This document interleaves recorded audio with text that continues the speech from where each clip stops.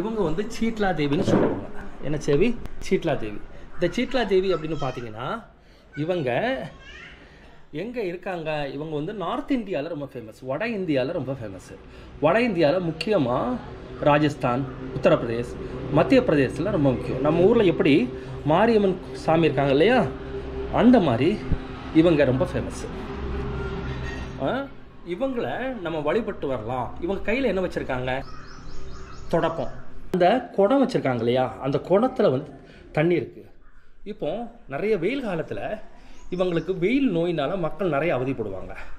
அப்படிங்கும்போது இந்த தீர்த்த குடத்தில் இருக்க அந்த தீர்த்தத்தை நம்ம மேலே தெளிக்கும் பொழுது நம்மள்ட்ட வெப்ப நோயெல்லாம் நம்மளை தீர்ந்து போயிடும் அப்படிங்கிறது அந்த நம்பிக்கை.